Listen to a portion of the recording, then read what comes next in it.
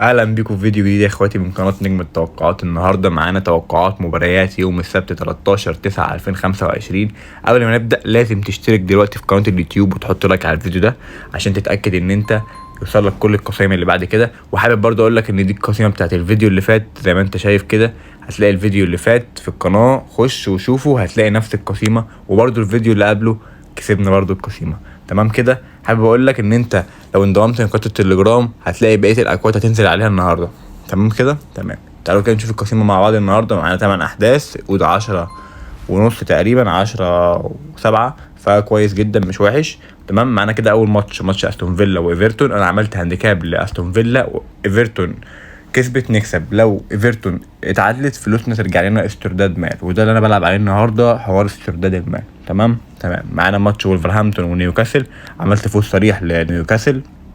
تمام. نروح كده لتالت ماتش ريال مدريد وريال سوسيداد. عملت هانديكاب برضو لريال مدريد 0، يعني ريال مدريد تكسب هنكسب، اتعادلت فلوسنا ترجع لنا. تمام. برضو معانا ماتش اتلتيكو بلباو. عملت هانديكاب لاتلتيكو بلباو 0. تمام. معانا برضو ماتش نابولي وفيورنتينا. عملت هانديكاب لنابولي 0 برضو. تمام.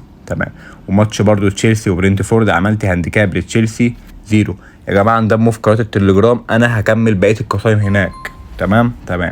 طب نروح كده الماتش اللي قبل الاخير، ماتش فينورد. عملت هانديكاب 1 برضو 0، ان هي تكسب او تتعادل. لو كسبت هنكسب فلوسنا، لو اتعادلت فلوسنا هترجع لنا استرداد مال. تمام.